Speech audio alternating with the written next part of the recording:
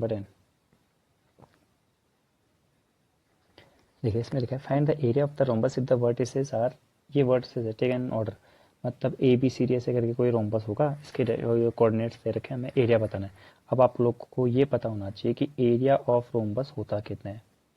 तो area of rhombus जो होता है बच्चों वो कितना होता है, देखिए यहाँ पर हिंट भी दे रखा है 1/2 इंटू D1 यानी कि डायगोनल नंबर 1 इंटू D2 ये होता है, ठीक है, यानी product of its diagonal, product मतलब मल्टीप्लाई को कहते हैं, ठीक। तो अब यहाँ पर डायगोनल क्या क्या बनेंगे हमारे, तो मैं सबसे पहले ये बताना चाहता हूँ कि इसके लिए हमें सबसे पहले बनाना पड़ेगा, ठीक है। तो हम एक क्या करते हैं, रोम्बस बनाते हैं एक, तो ये देखिए ये बन गया रोम्बस हमारा। अब ए पॉइंट है 3,0, ये ए पॉइंट है, ये बी पॉइंट है 4,5, ये सी पॉइंट है -1,4 और ये डी पॉइंट है -2, -1, ठीक है। तो अब हमें क्या निकालना है, डायगोनल निकालने पर, जो ये डायगोनल निकला ये डायगोनल निकला, तो डायगोनल मतलब इसकी डिस्टेंस निकालनी है हमने, सीधी सी बात है। अगर अब हमने डिस्टेंस निकालनी होगी तो हम कैसे निकालेंगे, बिल्कुल सही कहा आप लोगों ने, डिस्टेंस निकालने के लिए हमारे पास फॉर्मूला होता है इक्वल्स टू रूट में लिखेंगे x2 माइनस x1 का होल स्क्वायर, मैं पहले AC की बात कर रहा हूँ, ठीक है। तो x2 माइनस x1 का whole square, x2 minus x1 का whole square plus y2 minus y1 का होल स्क्वायर, अच्छा जीरो है ना, जीरो है,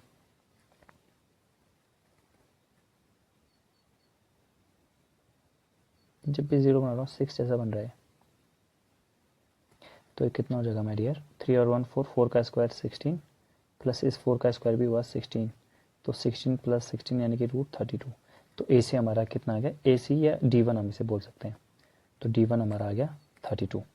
अब इसके बाद हम क्या करेंगे, इसके बाद हम D2 भी निकालेंगे, D1 जो है √32 आ गया, ठीक है, इस बात को आप लोग याद रखेंगे, D1 √32 आ गया।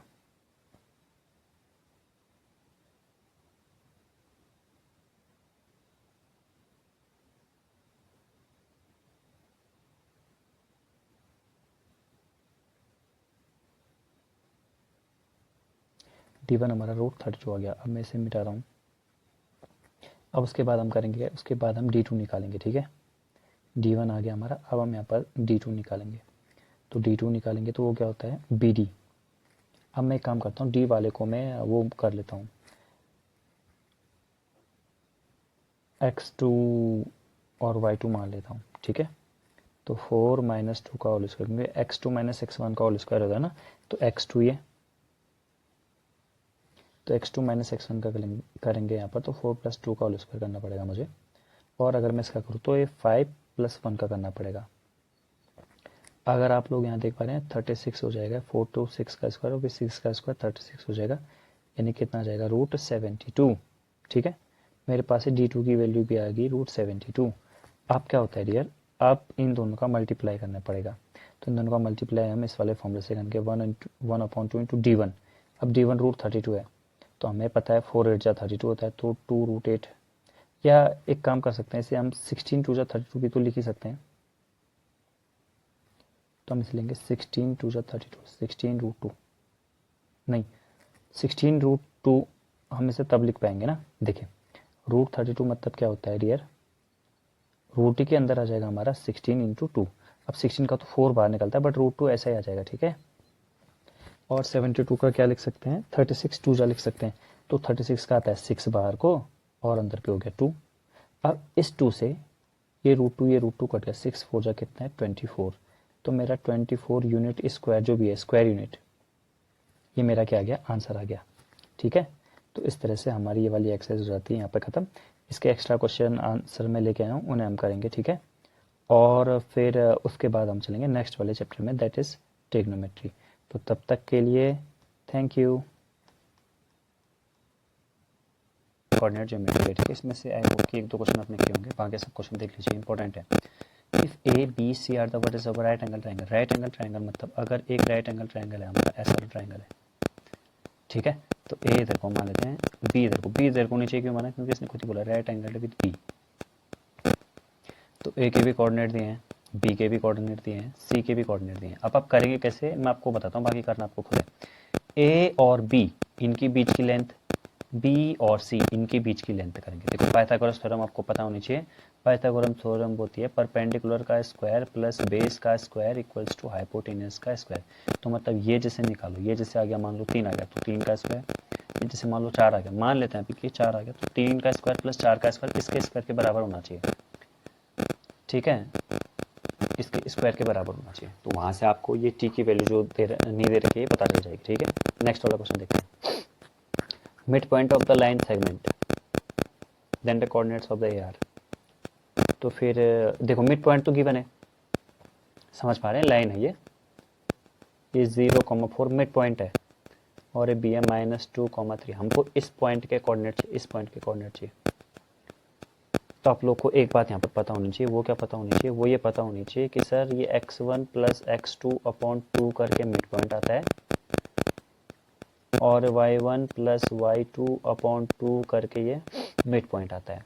अब x1 और y1 की वैल्यू तो नहीं पता है, बट ये 2 और x2 और y2 की वैल्यू पता है। इस तरह से हमारा आ जाएगा, ये इसे मान लेना बच्चों x2 y2, इनको भी वैसे रहने देना, इनको यहाँ पे लिख लेना, ये 0,4 जैसे मैं लिखा यहाँ पे 0 और यहाँ पे 4 मान रखा है, इस तरह से कर लेना, ठीक है।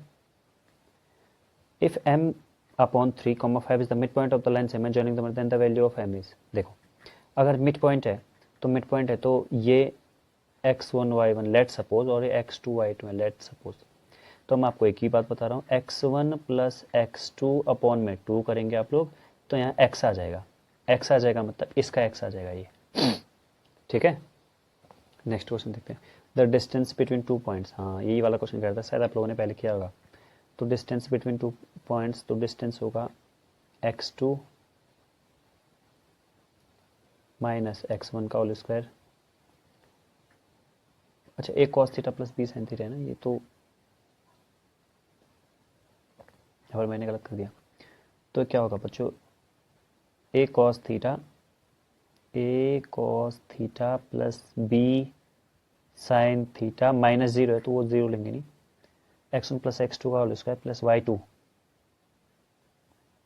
और माइनस y1। जब हम माइनस y1 करेंगे तो ये प्लस का b cos थीटा हो जाएगा और ये माइनस का a sin थीटा हो जाएगा। अब 0 तो हटाओ, फिर दोनों का स्क्वायर ओपन करेंगे, स्क्वायर ओपन करने के बाद चलिए देखते से मैं करवाता हूँ, a square cos square theta plus b square sin square theta plus 2ab sin theta cos theta, और यहाँ पर क्या हो जाएगा b स्क्वायर, ये सब प्लस का है, b square cos square theta plus a square sin square theta minus 2ab sin theta. तो माइनस से माइनस चीज़ें कट जाएगा, हमारे पास क्या बच गया a square plus b square sin square theta plus cos square theta 1 होता है, ठीक है। तो ये आप लोगों को याद रखना पड़ेगा, थोड़ा ट्रिग्नोमेट्री भी कुछ है इसके अंदर। तो यहाँ से a square cos square theta और a square sin square theta 1 हो गया, तो a स्क्वायर बच गया। यहाँ पर b square sin square theta plus b square cos square theta, ये भी 1 हो गया। तो a square into 1 b square into 1, तो कितना आ जाएगा a square plus b square इसका रूट आ जाएगा। ये था क्वेश्चन। लास्ट वाला क्वेश्चन है, if the point divides the line segment joining the point in the ratio 3,1, मतलब 3:1 में अगर कोई पॉइंट डिवाइड कर रहा है, पॉइंट ये है 6,2, बी के कोऑर्डिनेट हो गए 4,y और ए के 6,5 हैं अगर, तो हमें क्या पता है ना, y की वैल्यू पता करनी। तो आई होप कि कर लोगे वैल्यू पता कैसे, x1 प्लस नहीं m1 x2, ये तो सेक्शन वाले फॉर्मूले से होगा, थोड़ा सा बड़ा क्वेश्चन है बट आप लोग कर लेंगे, ठीक है। अब ऐसा करते हैं, अगले वाले चैप्टर पे हम चलेंगे नेक्स्ट वाली वीडियो में, जिसमें हम लोग ट्रिग्नोमेट्री को स्टार्ट करेंगे, ठीक। तो तब तक के लिए थैंक यू।